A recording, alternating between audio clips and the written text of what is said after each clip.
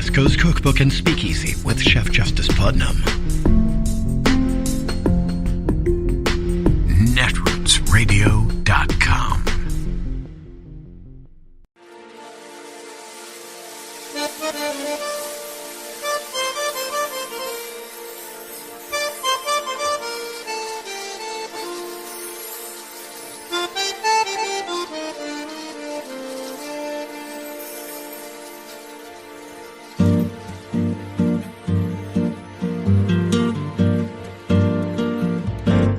Je voudrais du soleil vert, des dentelles et des théières, des photos de bord de mer, dans mon jardin d'hiver. Je voudrais de la lumière, comme en Nouvelle-Angleterre. Je veux changer d'atmosphère, dans mon jardin d'hiver. Ma fleur sous la pluie de novembre, tes mains qui courent, je n'en peux plus de t'attendre. Les années passent, il est loin, là je tombe. Nul ne peut nous entendre. Je voudrais du Fred Astaire, revoir un latte. History will be watching what happens tomorrow. Black and brown Americans will be watching what happens tomorrow.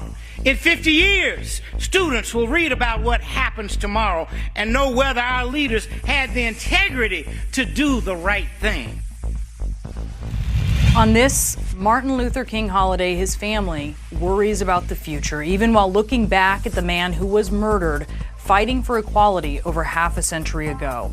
The Kings led a march across the Frederick Douglass Memorial Bridge here in Washington today, demanding the Senate pass voting rights legislation. And this comes on the eve of when the Senate will begin debate on this issue. Now, over the holiday weekend, the Kings brought their message to Arizona. So did Donald Trump and the return of the big lie. Ardoni O'Sullivan saw firsthand how their visions of free and fair elections could not be further apart. No celebration without legislation. We all have a voice in this country in which we live, and voting is that opportunity that we have. This Martin Luther King Jr. Day weekend in Arizona, a battle for the future of American democracy. We wanted to come on this day because there's also a senator, Senator Sinema, who seems to be blocking democracy instead of being on the side of advancing democracy. Senator Sinema!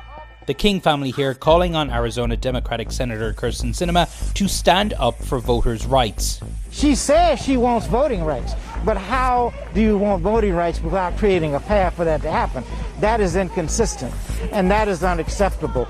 Sinema and fellow Democratic Senator Joe Manchin of West Virginia are blocking the passage of a pair of voting rights bills aimed at countering some of the restrictive voting measures enacted by Republicans at the state level. Sinema says she is supportive of the bills, but not in favour of changing Senate rules to get them passed. And while I continue to support these bills, I will not support separate actions that worsen the underlying disease of division infecting our country. That stance, music to the ears of some Trump supporters this weekend, on hand at a rally for Trump in Sinema's home state. God bless Kirsten Sinema and what she's doing, you know? Kirsten Sinema. Good for her.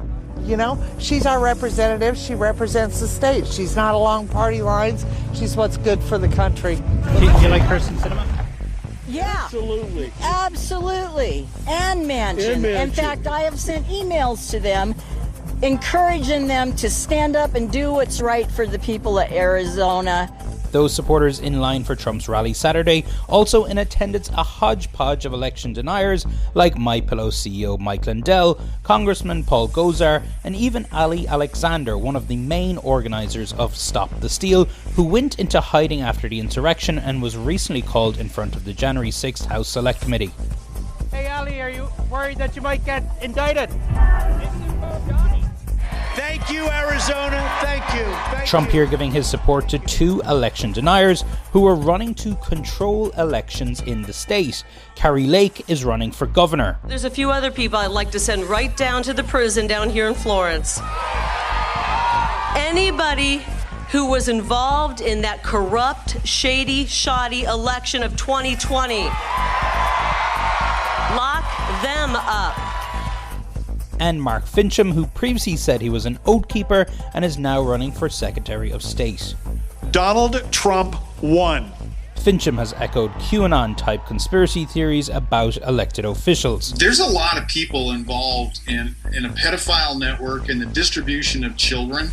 And unfortunately, there's a whole lot of elected officials that are involved in that. And he continues to falsely attack the legitimacy of the 2020 election here in Arizona. I look forward to the day that we set aside an irredeemably flawed election. That's the election of 2020. With all the evidence we have, the Arizona election should be decertified by the legislature. That's part of a national trend. A Washington Post tally finding 163 Republicans who have embraced Trump's false claims are running for statewide positions that would give them authority over the administration of elections. Arizona's current Secretary of State, Katie Hobbs, now running for governor. I think we are really at a defining moment. I mean, in 2020, democracy prevailed, and 2020 and after 2020, democracy prevailed because people on both sides of the aisle did their jobs. And what we're seeing now is this just multi-pronged attack, and one of those prongs is Trump trying to instill his loyalists into key positions that have some level of determination over how elections are certified and conducted, and that's pretty scary. We will pass this bill. And on this Martin Luther King Jr. Day weekend, his 13-year-old granddaughter following in her grandfather's footsteps with a warning for today. I think it's so important to vote, and it's so important to have the right to vote, because right now our country is at stake. And Doni is joining us now. Doni, as always, great report taking us right into the middle of things there. You know, just this month, the Maricopa County recorder, who is a Republican, who defeated a Democrat in 2020, debunked 76 out of 77 claims by the so-called cyber ninjas. That is the group, of course, that carried out that so-called fraud and is now shutting down. And he said, quote, "The truth is the Maricopa County 2020 election was not stolen from Donald Trump." I wonder if any of that penetrates into the consciousness of Trump supporters that you spoke with. Yeah, I mean, that Republican election official is an example of somebody that many Trump supporters and Trump himself, of course, wants to get rid of. I did think what was quite notable about this trip to Arizona, you know, for so much of the past year, we have heard outlandish and really, really crazy conspiracy theories about voting, whether it was, you know, Hugo Chavez voting machines swaying the election for Donald Trump and pieces of paper from China some way changing votes. A lot of that stuff seemed to die down, at least based on the people we had spoken to, and they were back talking about more generally the election being stolen and talking more along the lines of the restrictive voting measures that are being brought in by Republicans at a state level. So the conspiracy theories seem to have, the more fringe conspiracy theories, I guess, have eased a bit, and now the talking points have really began to align with these restrictive measures from Republicans. But of course, it is all still very much based on a big lie. Because as you see these restrictive measures that are being put in place by Republicans, Trump supporters actually feel, and they're buying into this line, that they are being disenfranchised, Doni. Yeah, and you know, it was kind of striking. We started off Saturday morning at that march with the King family and speaking to an elderly African American woman, a voter in Arizona, and you know, for her the fear is real. What she is seeing, it is based in history. It's echoes of Jim Crow. What they are seeing with these restrictions that are being brought in now. On the other side of things, there are people at the Trump rally who are fearful. I think some of them know better. Some of them know that this is a lie and it's BS and it's a talking point, but a lot of them really have been bought so far into this world of conspiracy that they genuinely do believe that American democracy is a joke. And it's a very, very sad place for an American to be in that mindset, particularly because of lies. So there is fear on both sides of this debate, but obviously with much different motivations. It is Tuesday, the 18th of January of 2022, and you are in West Coast Cookbook and Speakeasy. I am your chef de cuisine, Justice Putnam. Gunner the English Bulldog is our snoozing sous chef, and our daily special is Tarrytown Chowder Tuesdays, a small, scant dash, a mere pinch of hot smoked Hungarian paprika will make all the difference in the world. And also, roast the corn. It's always good to roast the corn when it goes into the chowder, because the chowders here at West Coast Cookbook and Speakeasy do have corn roasted. Hey, how is your Tuesday going so far? The day after Martin Luther King Day. You know, the day that Republicans want to use, shall we say, our words, twist them, take them out of context, gloat. Yeah, I love the great gloating yesterday from the right wing that, Martin Luther King would have been against critical race theory. What? What are you talking about? It's just the most insane thing. Like, can you tell me that you're a bigot without telling me you're a bigot? Actually, anybody who says critical race theory as a pejorative, I think, at heart, is a bigot. Latent. Part of their being. How do we eradicate that? Did we ever eradicate it from the civil rights movement during that time? Did it just go away? No. We marginalize them and pretty much shame them from polite society. Now they're saying, we don't care about polite society. Polite society don't mean nothing to us. We're here to kick ass and take names. And that's what they're doing. So, and boy, will they just, of course, claim that they are the victims, that they are put upon, that they are the ones being discriminated against. Oh, Black Lives Matter means that you're a racist against me. No. And how many times did I have to hear from all these racist, bigot Nazis that it's not the color of the skin that will judge by the content of their character? Well, the content of your character is a bigoted neo-Nazi, so shut the F up. Jesus, you want to go there? Of course, in a bigot's mind, the content of character means that anybody who's not, lily white, well, their character by definition is substandard, and so therefore they should be made into slave chattel. I mean, see where that goes? Jesus. And I don't mean saying Jesus' name in vain. It's more like imploring help. How do we eradicate that? Do we temper it with love? Has that worked? Because I got to tell you, I modeled my whole persona, my whole poetics around the idea of L with a capital L. L with a capital L. Love with a capital L. In the romantic aspect of it. An ideal. And that's what it was. An ideal. And the representation of that ideal on this plane of existence, I have to tell you, is a very substandard character. What have we done? Okay. I gotta say, though, on the bacterial viral level, they have a lot more cooperation going on than we got. Did you get your blood boiling listening to the Trump supporters? Now, I have a different term for them. You know, they call themselves MAGA. You know, so why don't we just add a T and an S when needed? Maggots. Men maggots. Are you saying that they're maggots? Well, I don't know. I mean, actually, that would be insulting maggots, because maggots actually have a purpose in the world. You know, that's beneficial is what I mean. A beneficial purpose in the world. A maggot on our cellular level. Jesus Christ. Yeah, sleeper cell level.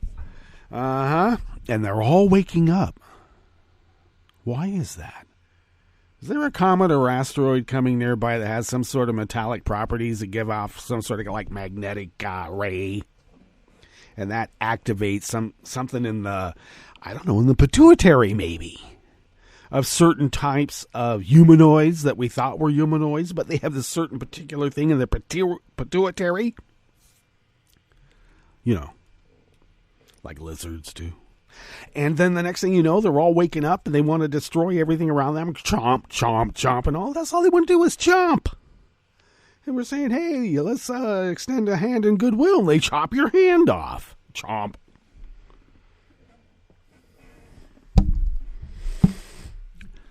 Our whole political understanding of the world can be expressed as a 12-year-old essay for, junior high class. It could. That's about the maturity level of our political doings. Except now we have guns and intimidation and bombs. We can plant bombs and firebomb Planned Parenthoods and Democratic county offices and all that kind of stuff. Oh, take over some synagogues. No problem. Shoot up a school here, shoot up a school there. It'll help the gun industry. They always sell more guns when there's a tragedy. How many guns are going to be sold from the synagogue takeover? Okay, I mean, the guy fired some guns. Had to come all the way from the United Kingdom to shoot up a Texas. I know. It was the closest synagogue to the federal building that I don't know housed this lady.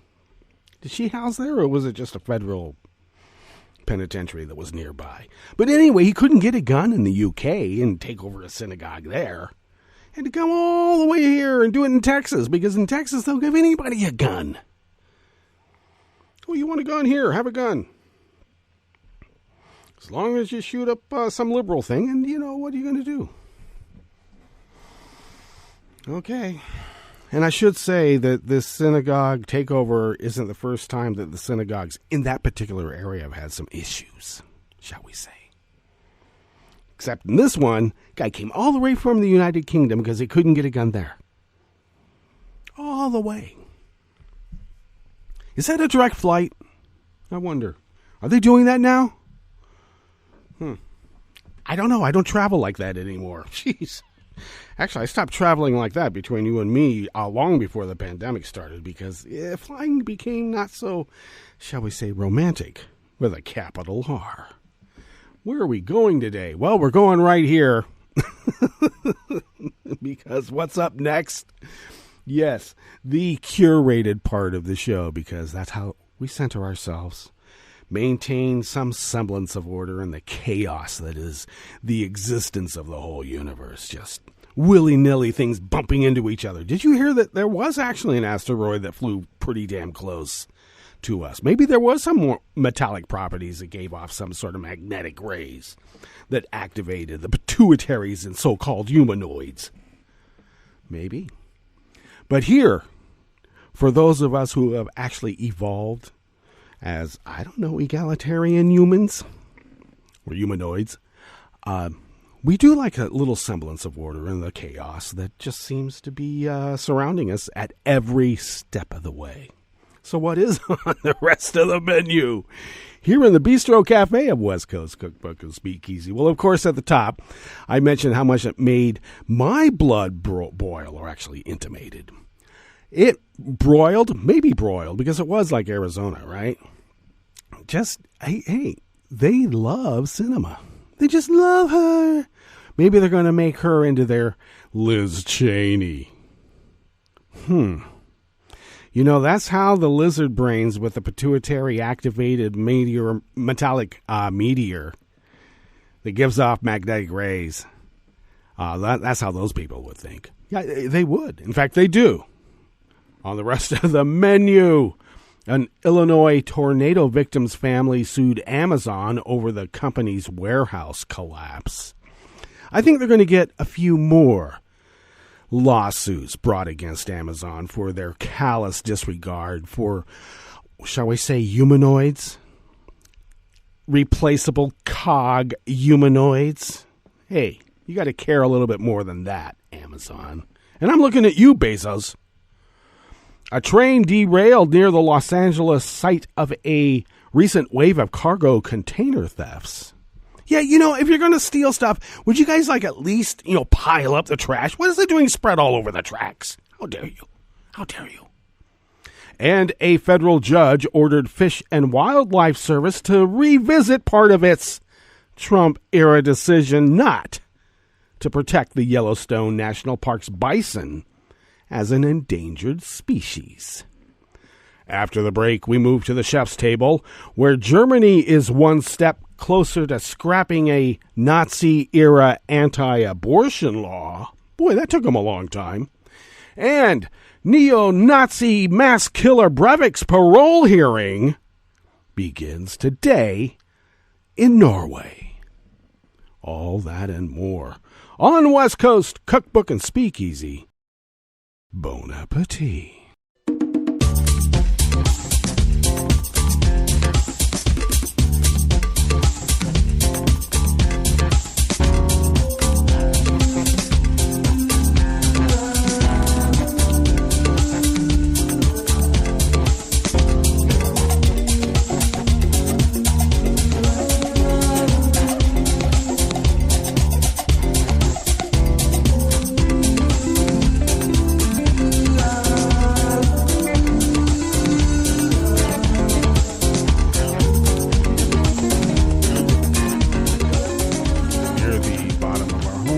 At netrootsradio.com, to the right of the page is the chat room link, and that chat room is monitored by Kelly Lincoln. Thank you, Kelly.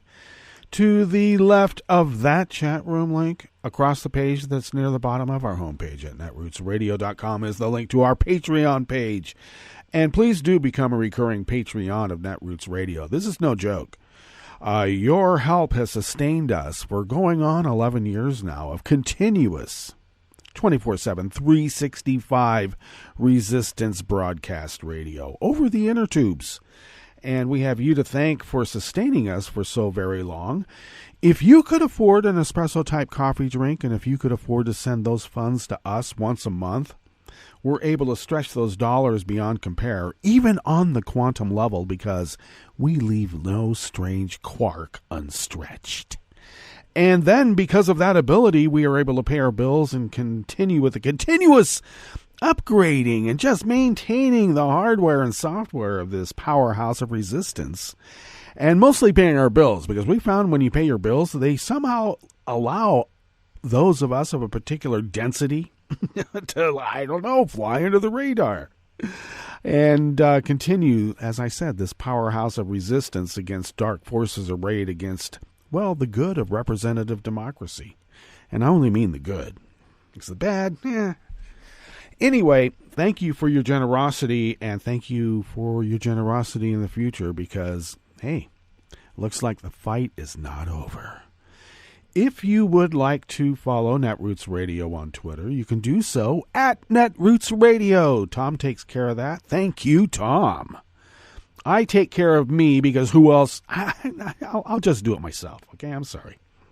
Anyway, you can find me on Twitter, surprisingly, at Justice Putnam. Man spelled backwards now. Okay, not man, not Putman. Putnam. Putnam. But, Nam. Anyway, at Justice Putnam. And I incidentally, which is just a rhetorical flourish, post the show notes and links diary on Daily Codes about 10 minutes before showtime, and then scramble. Yes, I do. I scramble to get that posted up on Twitter and other social media platforms, usually while the clip is going on at the top, usually. Anyway, I need to mention that the show notes and are very important, because that's where the real reportage is, without the, shall we say, rhetorical flourishes. You can follow the show on Twitter at CookbookWest, and pick up podcasts by way of Spreaker, Stitcher, TuneIn, iHeart, YouTube, iTunes, wherever you can find podcasts. And of course, the deep archive of podcasts for West Coast Cookbook and Speakeasy and other Netroots radio shows can be found at the Internet Archive. Okay, this first offering here in the Bistro Cafe of West Coast Cookbook and Speakeasy comes from the Associated Press by, I guess, holiday staff, because this is from yesterday. The family of a delivery driver who died last month when a tornado collapsed the Central Illinois Amazon facility where he worked filed a wrongful death lawsuit on Monday, yesterday, in Madison County.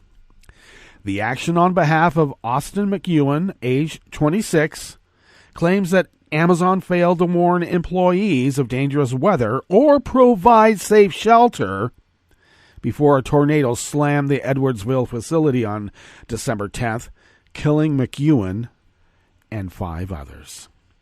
It is believed to be the first legal action taken in response to the deaths.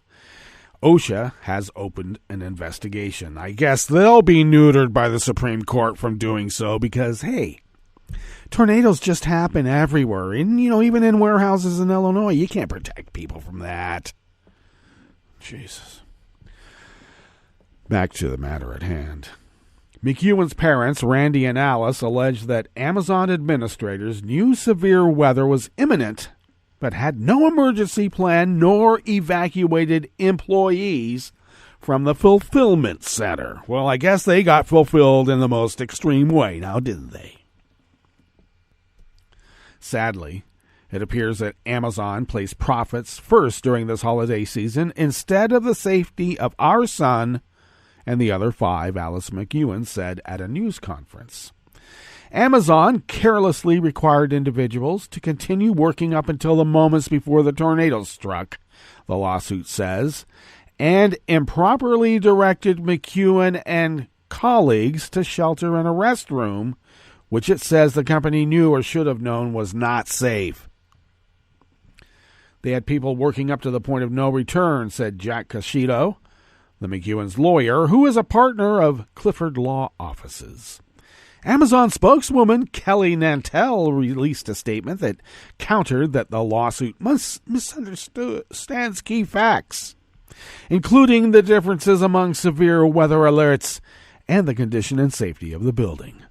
This was a new building, less than 4 years old, built in compliance with all applicable building codes, and the local teams were following the weather conditions closely, Nantel said. Severe weather watches are common in this part of the country, and while precautions are taken, are not cause for most businesses to close down. We believe our team did the right thing as soon as a warning was issued. But what? I'm sorry, 6 people are dead. You're calling your 6 people dead a success? Okay, cogs, just replaceable cogs. The lawsuit seeks more than $50,000 from each of the 4 defendants named in the suit, which includes Amazon.com, the construction company that built the facility, and the project's developer. Nantel said the company would defend itself against the lawsuit, but would continue to focus on supporting our employees and partners, the families who lost loved ones, the surrounding community, and all those affected by the tornadoes.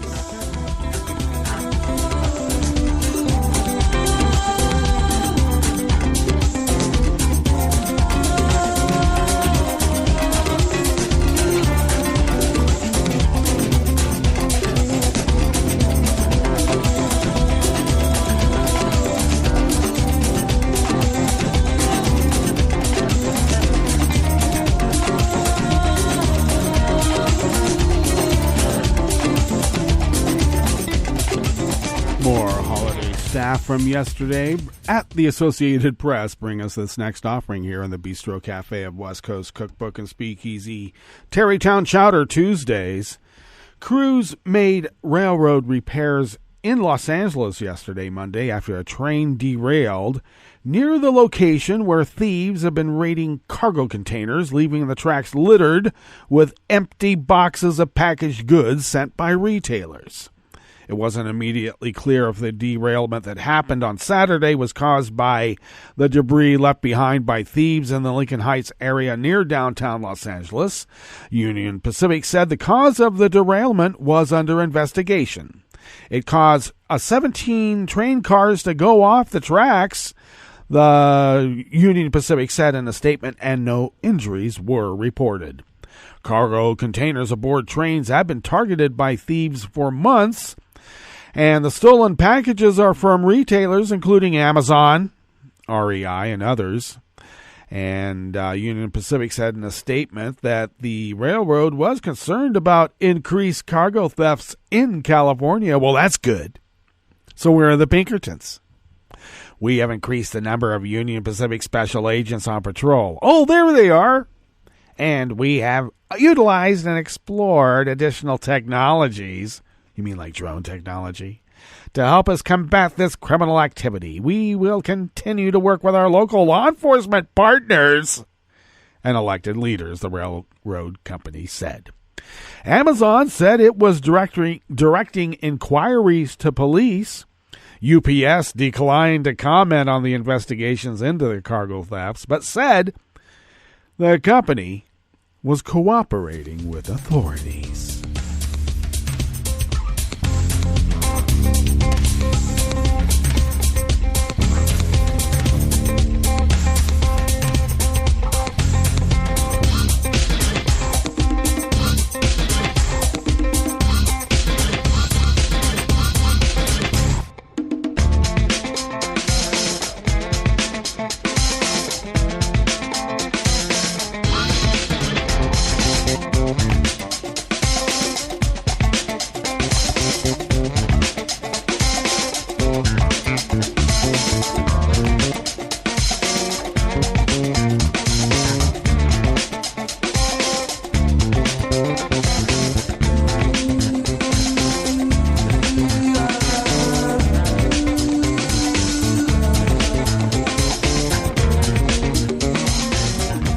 Probably the same holiday staff from the Associated Press brings us this final offering here in the Bistro Cafe of West Coast Cookbook and Speakeasy.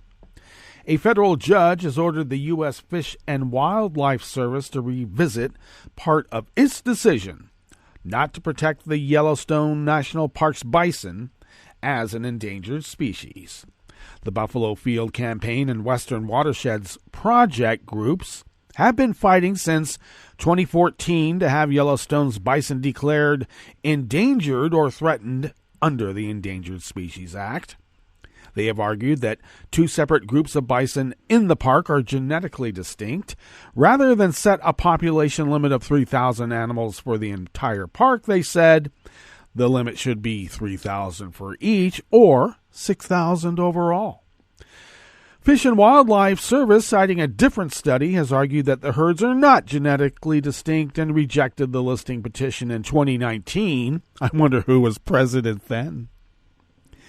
The federal agency failed to articulate why it chose one study over the other. District of Columbia U.S. District Judge Randolph D. Moss wrote in an opinion last week. Moss set no deadline for the Fish and Wildlife Service to respond, but will require both sides to update the court on the case within 90 days. So we'll continue to track that story. Well, let's get to our break, and when we get back from that break, we will go through weather from around the world, and we will finish up with the stories that we've curated for you today. You are listening to West Coast Cookbook and Speakeasy, and we will be right back. You are listening to netrootsradio.com.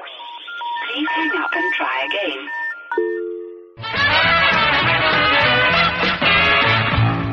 From a point at sea to the circles of your mind, a new force is at work for planetary transformation. New radio for a new Earth.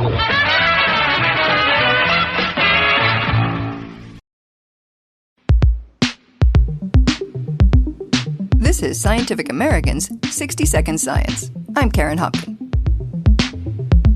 Doing science isn't easy. It takes an enormous amount of time and energy to collect and analyze data. At least, that's the way it usually works. This is one of those examples that we joke that we can snap our fingers and get data. That's because Saad Bamla and his students just wrapped up a study of the physics of finger snapping. They found that the right amount of friction is key to a successful snap. Their work appears in the Journal of the Royal Society Interface. Bamla's lab at Georgia Tech focuses on ultra-fast motion in nature. Organisms can achieve really, really fast motions, and we're kind of curious about how they're able to do this and how we may extract those principles for perhaps synthetic systems. Their science may be hardcore, but their lab meetings include time to be a bit more playful. We have something called Super Happy Fun Time, and in this we'll talk about something typically non-scientific just to kind of diffuse the situation after a typically intense scientific discussion that a student presents. A couple years back, their talk turned to the movie Infinity Wars. In the climax of this Avengers flick, supervillain Thanos forever alters the Marvel Cinematic Universe with a snap of his massive metal-clad fingers. You should have gone for the head.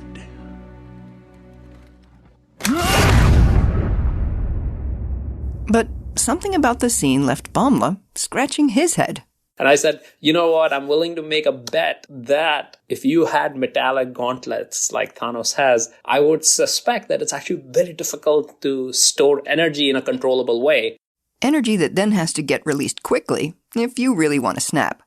So Raghav Acharya, a student in Bamla's lab, set up an experiment. He put some reflective dots on his fingers so that he could automatically track the finger movement when you take a side view video with a high-speed camera, just to be able to extract out the velocities and accelerations. Because the first thing they wanted to know was, just how fast is this jazzy hepcat gesture? We discovered that the finger snap takes about 7 milliseconds. To put that into context, that's 20 times faster than the blink of an eye. A blink of an eye is glacially slow. It's like about 150 milliseconds. Even more impressive than its speed was its acceleration, which was 3 times faster than the throwing arm of a big league baseball pitcher. So here we have a snap done by scientists, so we're no professional athletes. We barely go to the gym. And we're about almost 3 times an acceleration faster. So that kind of led to this question, how are we able to perform this seemingly extraordinary feat of acrobatics and human dexterity? To find out, they started to fiddle with friction. First, Raghav and his grad student mentor, Elio Chalita, used some moisturizer to make their fingers a little more slippery. And they found that the resulting snaps were not so snappy. So then, they went the other way. Counterintuitively, we thought, friction is great. Let's put some high friction rubber pads, thinking if I increase the friction, I'm going to get a louder snap, perhaps. But that also squelched the snap, because you waste too much of the stored energy trying to get your fingers to slide past each other. And so it turns out that in our experiments that we find that the skin friction is kind of this optimal sweet spot in this Goldilocks zone that gives you enough energy, but also detaches quickly to give you the snap. And as for Thanos? If you put copper thimbles, which we did to test the Thanos hypothesis, turns out that the compressibility of the finger pads is important as well. If you have these rigid surfaces, although the friction is the same as the skin, not being able to compress affects the grip and storage of energy, and so you get a very weak or not really a satisfactory snap. Bamla wonders whether there's also something special about the shape of our hands that gives us this ability. Or can other primates do it too? I have written so many emails to so many anthropologists, zookeepers. He's even gone back to the movies. What if I saw in Planet of the Apes, these apes sitting on top of a horse and snapping? Well, that would be okay for me because somebody at least imagined it, right? Maybe they did their homework. Maybe it was described in some journal somewhere by a naturalist. If you've ever seen a chimp snap, please let Bamla know. In the meantime, he'll continue to pursue projects that captivate his curiosity. Life is too short to do boring stuff. I think it's more enjoyable for me and the students to say, oh my God, like how cool is that? And I think when nature pushes the limits of physics and engineering, there are interesting things to be gleaned out of it. Plus, you can explain your findings like... My parents now get it. Well, I think they do. For Scientific Americans, 60-Second Science, I'm Karen Hopkin.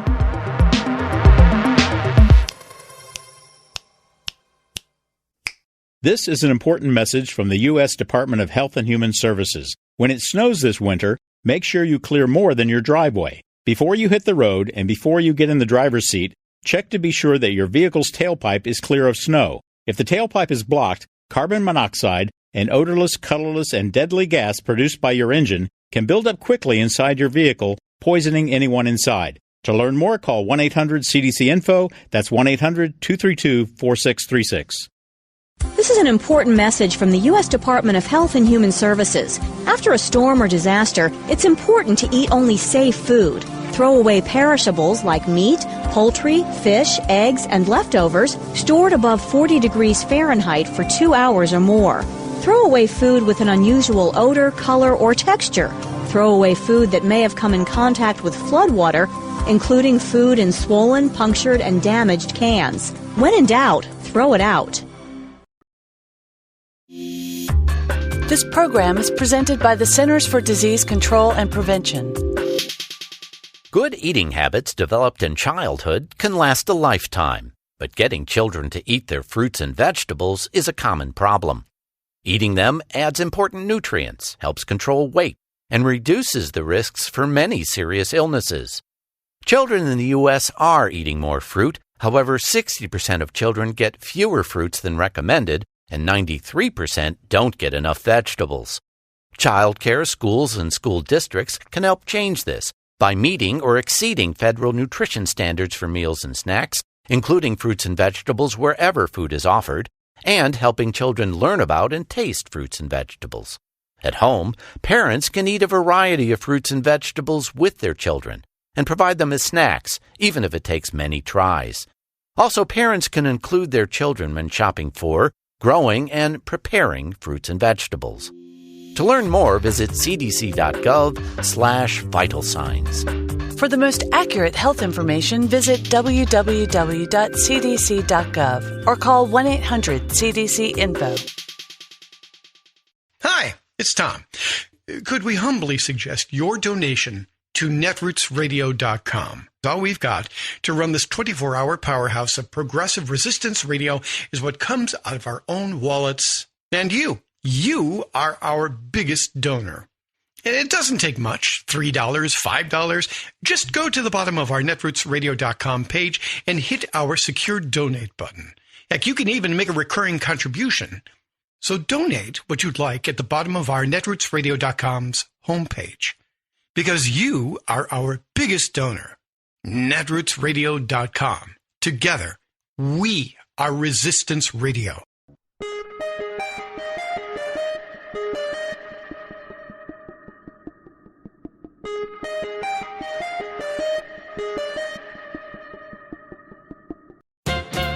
Right before our eyes, an invaluable American species is fast disappearing from view. Cartoonus americanus. These are newspaper cartoonists who've long delighted readers and infuriated power elites. And there's nothing natural about their sudden decline. It's not the result of a dwindling talent pool and certainly not due to a lack of political targets. Rather, what's happening is that their media habitat is being intentionally destroyed.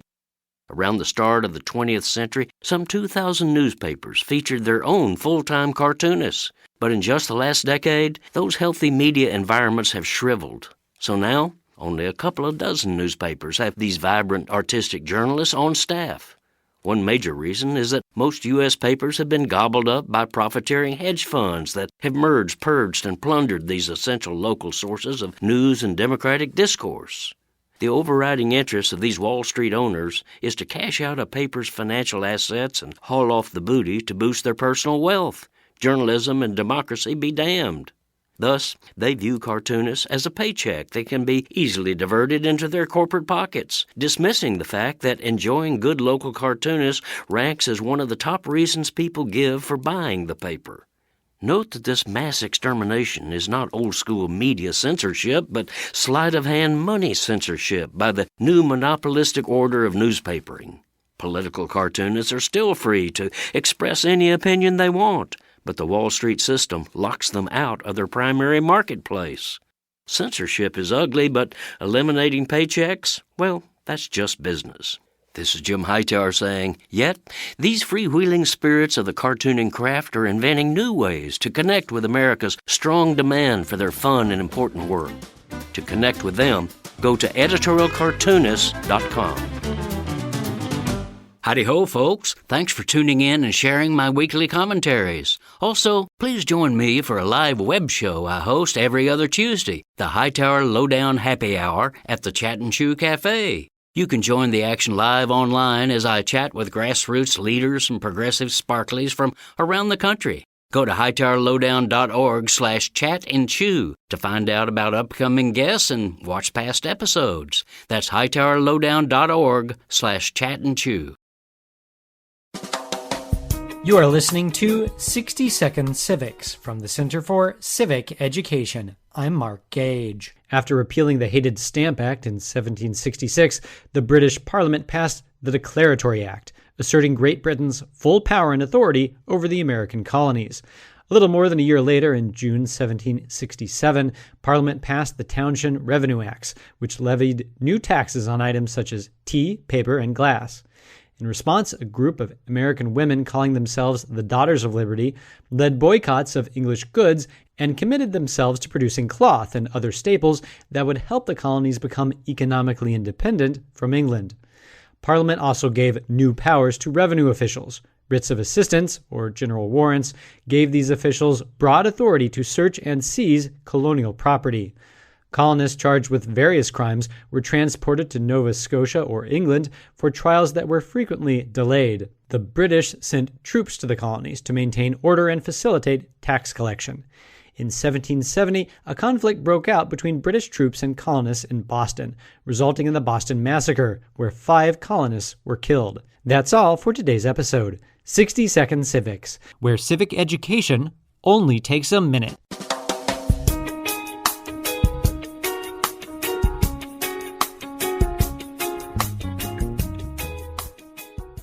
At the Supreme Court, what's the shadow docket? I'm Bill Newman, and this is the Civil Liberties Minute.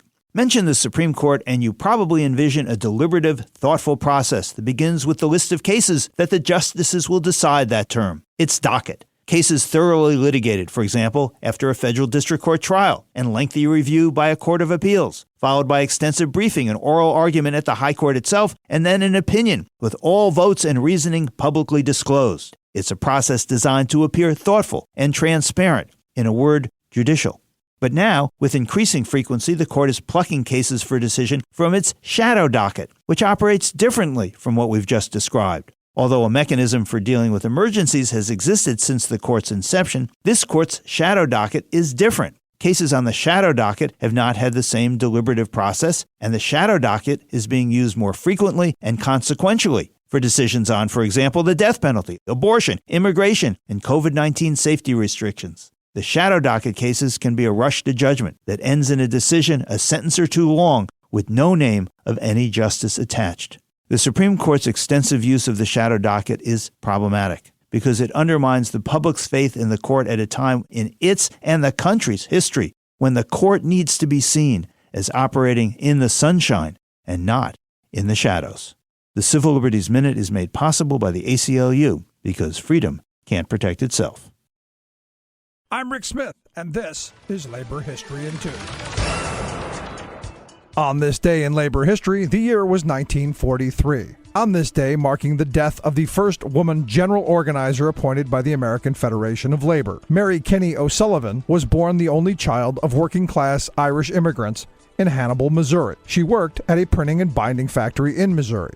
and then moved to Chicago for work in the city's binderies. She helped organize the Chicago Women's Bindery Workers Union. Mary Kenny O'Sullivan became friends with Settlement House social worker Jane Addams. The newly formed bindery union held their meetings at Addams' Hull House. O'Sullivan joined another champion for working people, Florence Kelly, on her investigation of sweatshops and slums in Chicago. O'Sullivan was one of a group of women who rose to national prominence as organizers for progressive change. Her work caught the attention of Samuel Gompers, president of the AFL. Gompers named O'Sullivan the AFL's first female organizer in 1892. In 1893, O'Sullivan was one of the main speakers, along with Florence Kelly, at a rally organized by Hull House and the Chicago Trades and Labor Assembly. 1,000 people heard her speak that day. The purpose of the rally was to demand inspections of the conditions in the city's factories. Later that year, the Illinois governor signed the State Factory Inspection Act. The next year, O'Sullivan married John O'Sullivan, the labor editor of the Boston Globe. She relocated to the East Coast, where she continued to fight for workers' rights. And thus we remember Mary Kenny O'Sullivan, who was one of the leading voices of her time for improving workplace safety in Chicago and throughout the United States. Labor History in 2 brought to you by the Illinois Labor History Society and The Rick Smith Show. For more information, go to laborhistoryin2.com. Like us on Facebook and follow us on the Twitters at Labor History in 2.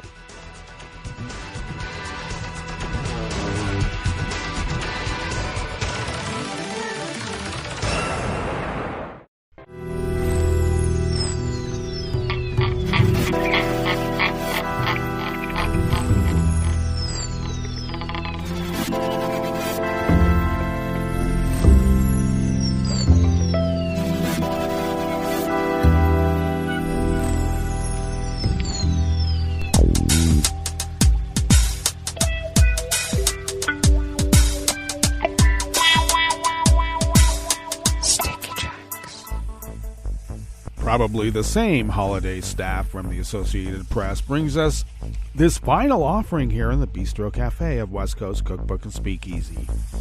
A federal judge has ordered the U.S. Fish and Wildlife Service to revisit part of its decision not to protect the Yellowstone National Park's bison as an endangered species. The Buffalo Field Campaign and Western Watersheds Project groups have been fighting since 2014 to have Yellowstone's bison declared endangered or threatened under the Endangered Species Act. They have argued that two separate groups of bison in the park are genetically distinct. Rather than set a population limit of 3,000 animals for the entire park, they said the limit should be 3,000 for each, or 6,000 overall. Fish and Wildlife Service, citing a different study, has argued that the herds are not genetically distinct and rejected the listing petition in 2019. I wonder who was president then. The federal agency failed to articulate why it chose one study over the other. District of Columbia U.S. District Judge Randolph D. Moss wrote in an opinion last week. Moss set no deadline for the Fish and Wildlife Service to respond, but will require both sides to update the court on the case within 90 days. So we'll continue to track that story. Well, let's get to our break, and when we get back from that break, we will go through weather from around the world, and we will finish up with the stories that we've curated for you today. You are listening to West Coast Cookbook and Speakeasy, and we will be right back.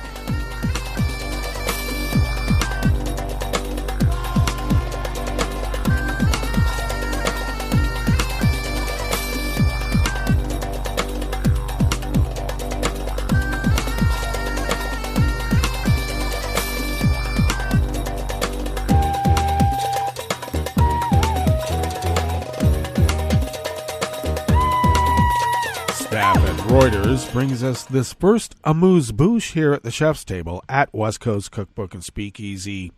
Tarrytown Chowder Tuesdays. Germany's Justice Ministry presented a draft law yesterday, Monday, that would do away with a Nazi-era law forbidding doctors to provide information about abortions. Sound familiar? Doctors in Germany are allowed to say they offer termination of pregnancies, but are not allowed to provide any further information on such procedures. Critics have said the law makes it too difficult for women to access information about which procedures are available and who provides them. Justice Minister Marco Buschmann said getting rid of the law, introduced in 1933, would make it easier for women looking for more information online to consult qualified sources. Doctors should be also able to inform the public about abortion without running the risk of criminal prosecution, he added.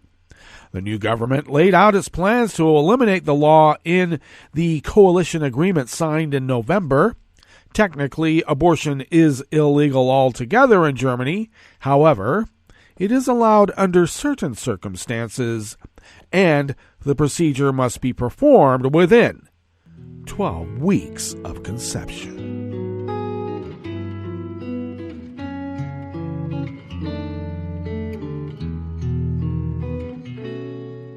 Je te donne ce mon amour pour la vie entière, la promesse de me trouver à tes genoux. Aussitôt que tu m'appelles, rester toujours fidèle, c'est tout, c'est tout. Je te donne tous mes printemps, mes étés de mer, mes automnes quand les feuilles tombent partout. Si ce n'est pas une bonne affaire, je te donne tous mes hivers. Even more anonymous staff at Reuters brings us this final amuse-bouche here at the chef's table at West Coast Cookbook and Speakeasy. Mass murderer Anders Breivik gave a Nazi salute today as he arrived in court for a parole hearing that will decide if he should be released after spending more than a decade behind bars. Breivik, a far-right extremist, killed 77 people in Norway's worst peacetime atrocity in July of 2011. He killed 8 with a car bomb in Oslo and then gunned down 69, most of them teenagers, at a Labour Party youth camp. With a shaven head and dressed in a dark suit, Breivik made a white supremacist sign with his fingers, you know, the Pepe Circle sign that everybody says is just the circle game. The white supremacist sign with his fingers before raising his right arm in a Nazi salute to signal his far-right ideology as he entered the court.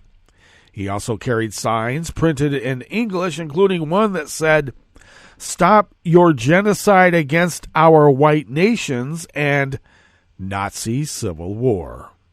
He was later told to stop displaying them as the prosecution presented its case. "I don't want to see anything of the kind when the prosecution speaks," the judge implored. Breivik shook his head as the prosecution made its case, which included a passage from the original 2012 verdict, which said that even after serving for 21 years in prison, the defendant would still be a very dangerous man. His lawyer has said Breivik is intent on eventually securing his release. Addressing the court, Breivik blamed his crimes on online radicalization by a leaderless network of far-right extremists, which he said had motivated his attacks. "I was brainwashed," Breivik said. The order was to reestablish the Third Reich, and how to do that is up to each soldier, Breivik said. Breivik, who described himself as a parliamentary candidate, also said he would continue his fight for white supremacy and Nazi dominance, but by peaceful means. Tuesday's hearing was Breivik's first public appearance since 2017, when he also displayed Nazi salutes in court. He is serving Norway's maximum sentence of 21 years, which can be extended indefinitely if he is deemed a continued threat to society, you would think. Well, that brings us to the end of our broadcast period for the day, but you do know Netroots Radio broadcasts on, and we will meet up tomorrow for Smothered Benedict Wednesdays. So do stay tuned to Netroots Radio all day and all night for all the breaking news as it breaks. And we will meet up tomorrow, right here in West Coast Cookbook and Speakeasy. Bon appetit.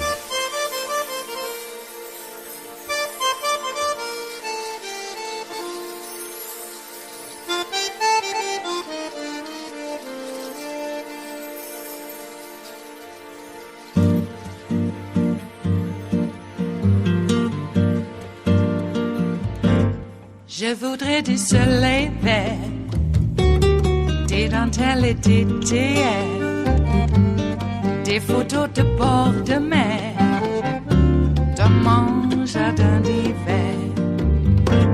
Je voudrais de la lumière, comme en Nouvelle-Angleterre.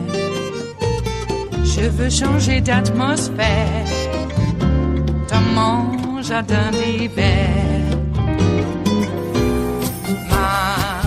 À fleurs sous la pluie de novembre, tes mains qui courent, je n'en peux plus de t'attendre.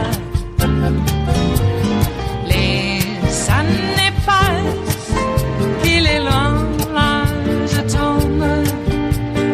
Nul ne peut nous entendre. Je voudrais du Fred Astaire, revoir un latte Goël. Je voudrais toujours te plaire dans mon jardin d'hiver. Je veux déjeuner par terre, comme au long de golfe clair, t'embrasser les yeux ouverts dans mon jardin d'hiver.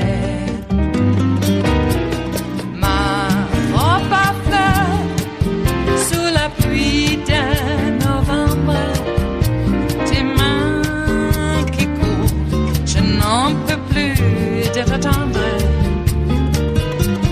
Les années passent, il est loin, là je tombe. Nul ne peut nous entendre. Ba-da-da-dum-di-da-dum. Ba-da-da-dum-di-da-dum. Ba-da-da-dum-di-da-dum. Dans mon jardin d'hiver. Ba-da-da-dum-di-da-dum. Ba-da-da-dum-di-da-dum. Ba-da-da-dum-di-da-dum. Dans mon jardin d'hiver. Dans mon jardin d'hiver. Dans mon jardin d'hiver.